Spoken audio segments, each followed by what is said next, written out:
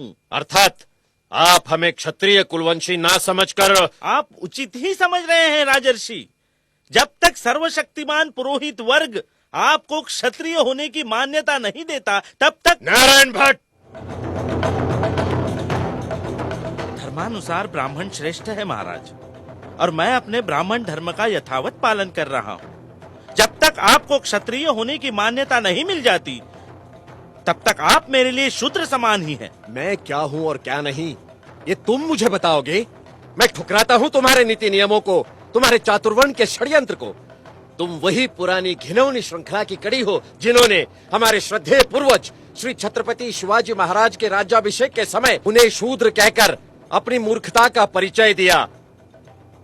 लेकिन मैं तुम्हारे इन पाखंडों को चलने नहीं दूंगा। निकल जाओ यहाँ से।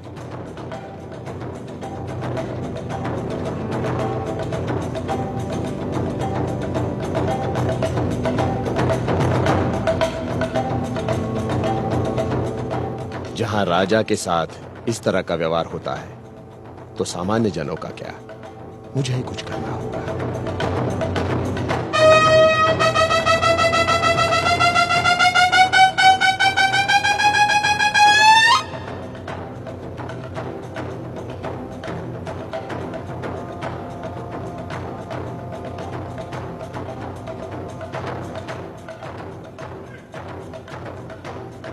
वर्णवाद ने हमें ही अपमानित किया है।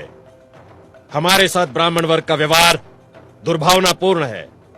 जब हमारे साथ ही दुर्व्यवहार हो रहा है, तो प्रजा को न जाने क्या क्या कष्ट झेलने पड़ते होंगे। कुलकर्णी किसानों से जबरन पैसा वसूल करते हैं। वो किसानों का शोषण समाप्त करने के लिए हम कुलकर्णी प्रथा के बजाय पटवारियों की नियुक्ति करते हैं। हम ऐलान करते हैं कि राजकोष से कोई भी इनाम या उपहार ब्राह्मण वर्ग को नहीं दिया जाएगा। हमारे राज्य में सरकारी दफ्तरों में पिछड़ी जाति तथा निर्बल वर्ग को 50% आरक्षण लागू किया जाएगा तथा प्रत्येक देहात में प्राइमरी स्कूल खोला जाएगा। निम्न वर्ग के लोगों के लिए शिक्षा का व्यापक प्रसार किया जाएगा। मुस्लिम प्रजाजन शिक्षित बने, इसलिए हम स्वतंत्र रूप से मुस्लिम शिक्षा समिति गठित कर रहे हैं। कोल्हापुर रियासत का प्रशासन बहुजन कल्याण के लिए वचनबद्ध है।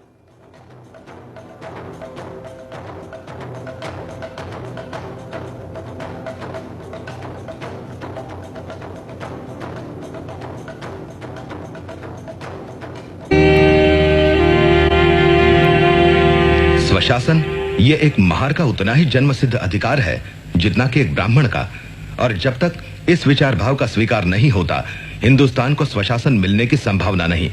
जिस स्वराज में पिछड़ी जातियों को मूलभूत अधिकार नहीं मिलते, वो सही स्वराज नहीं होगा, वो एक नई गुलामी होगी, एक महार।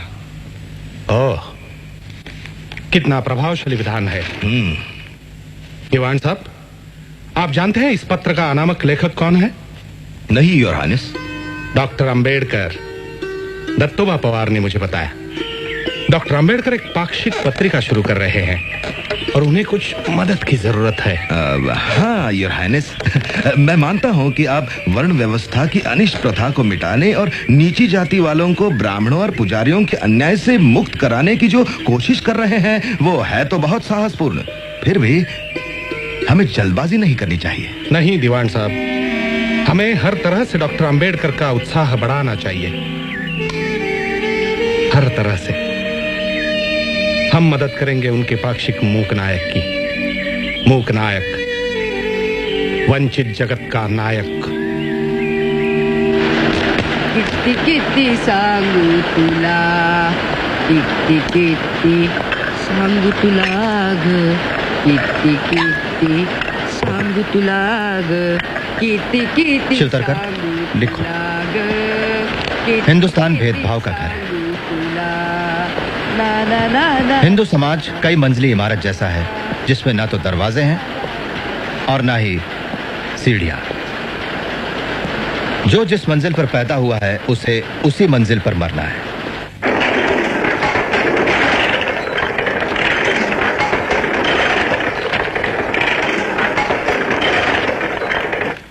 इस मानगांव परिषद ने मुझे विश्वास दिलाया है कि आपको अंबेडकर के रूप में अपना उद्धारक मिल गया।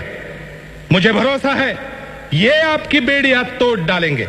इतना ही नहीं, वो समय आएगा, मेरा मन मुझे कहता है, जब अंबेडकर इस देश के अग्रणी और महान नेताओं में गिने जाएंगे।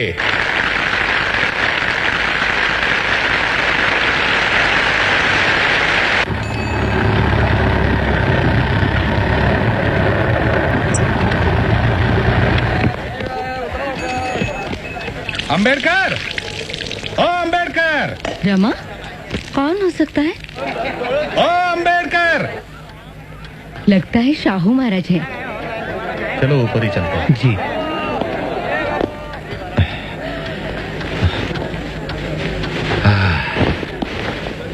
नमस्ते महाराज, बैठिए। अंबेडकर,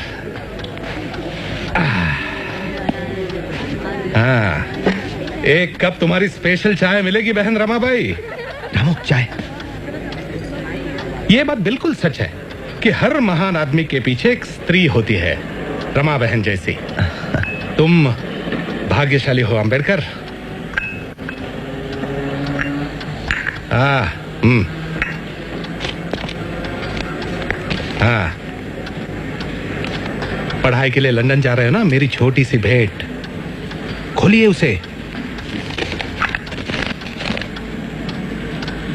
धन्यवाद। बहुत अच्छे। तो चले, मूकना है कॉफी जो जाना है।